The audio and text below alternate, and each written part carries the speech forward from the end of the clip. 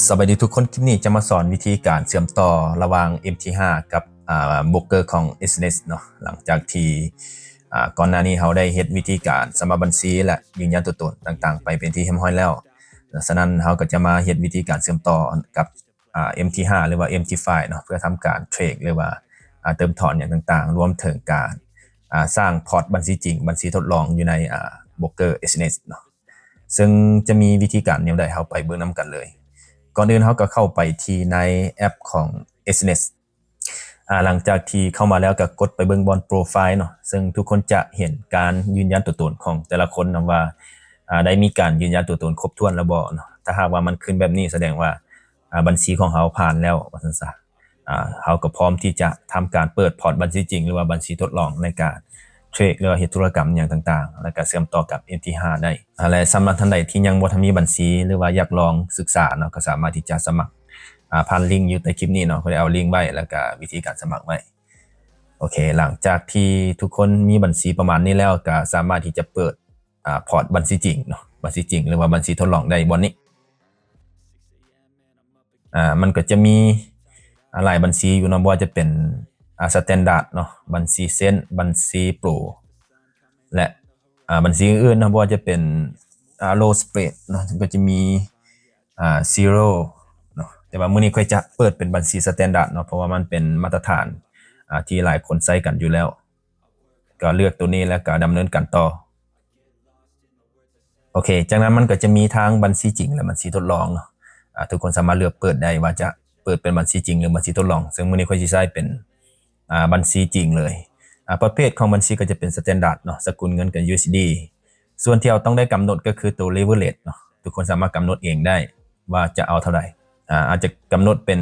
1ส่วนเท่าใดก็ได้แล้วก็เขาต้องได้อิงตามทุนของเขาเนาะถ้าหากว่าเขาทุนของเขาน้อยไปกำหนดleverage ตามมันก็จะเทรดบ่ได้ประมาณนั้นค่อยเอาเป็น1ส่วน 2,000 เลยแล้วก็แพลตฟอร์ม MT5 เนาะSerious เขาก็สามารถที่จะใส่ตามที่เราต้องการได้เลยนะหรือว่าจะปล่อยไปตามที่เขาจะว่าให้มาเลยก็ได้เนาะก็บ่เป็นหยังอันตัวบ่ได้บังคับเนาะตัวนี้ตัวอย่างมื้อนี้ก็จะเป็น SNS Modernite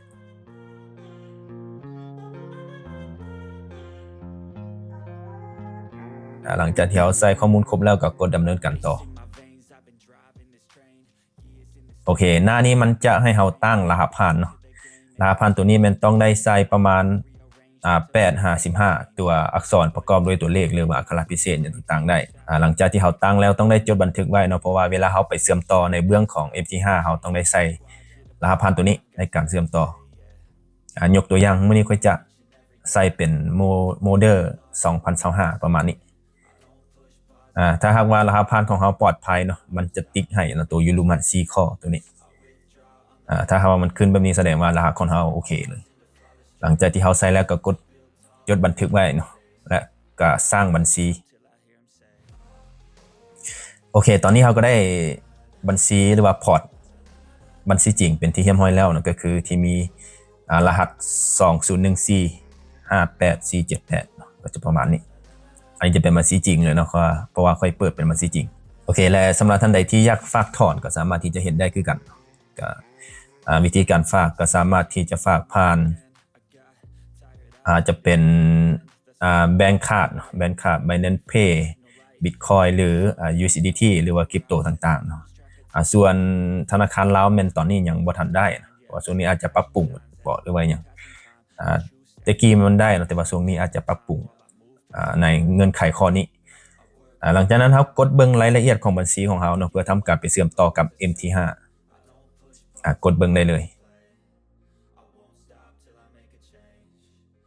หลังจากที่เข้ามาแล้วก็กดไปที่บนตั้งค่าการตั้งค่ายูรูมีทุกคนจะเห็นรายละเอียดต่างๆของบัญชีของเราซึ่งจะมีชื่อที่ใช้เข้าสู่ระบบก็คือ ID เนาะ ID ที่ใช้ในการไปล็อกอินในเบื้องของ MT5 เนาะให้ทุกคนจื้อตัวนี้กับเซิร์ฟเวอร์ของเขาจะเป็น SNS MT5 Rail 18เนาะก็ประมาณ2อันนี้แหละให้ทุกคน copy ID นี้ไปเลยแล้วไปที่แอปของ MT5 หรือว่า MetaTrader File จากนั้นกดไปที่บอล3ขีดจากการบัญชีเนาะถ้าเป็น iPhone มันจะเขียนประมาณว่าการตั้งค่าบัญชีหรือว่าการเพิ่มบัญชีประมาณนั้นแหละหลังจากนั้นก็กด เครื่องหมายบวกเนาะ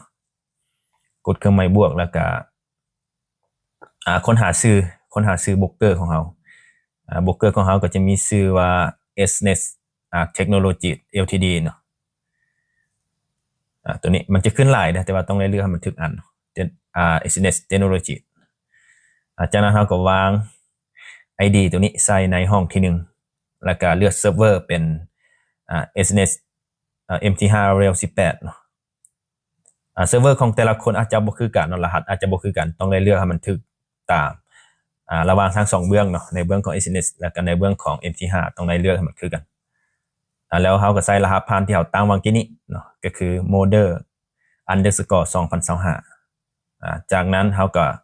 กดขึ้นเบิ่งว่าข้อมูลของเราถูกต้องแล้วบ่แล้วกดไปที่ลงชื่อเข้าใส่เพื่อทำการเชื่อมต่อ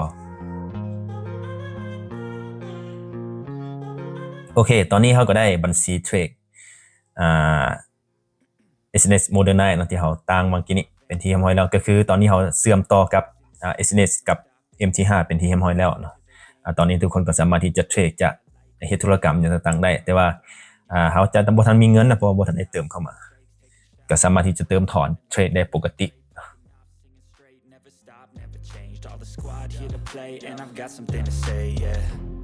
I work hard each and every day.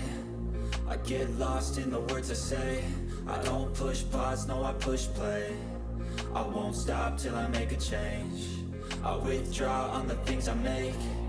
I turn flaws into flawless traits. I build tall, never capped in space. I won't stop till I hear him say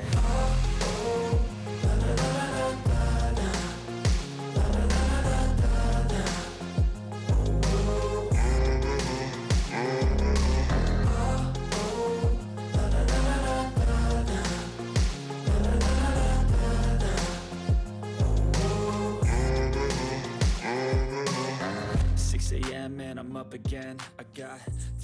อย่าลืมนะสำหรับท่านใดที่อยากศึกษาหรือว่ายังบ่ทันมีบัญชีแล้วอยากสมัครเนาะก็สามารถที่จะสมัครใต้คลิปนี้ได้เนาะก็ได้เอาลิงก์วิธีการสมัครแล้วก็เอาลิงก์สมัครไว้แล้วในคลิปใต้คลิปนี้แล้วก็ขอขอบใจทุกคนที่เข้ามารับชมแล้วก็แสดงความคิดเห็นบ่เข้าใจจุดใดก็สามารถที่จะสอบถามได้ขอขอบใจ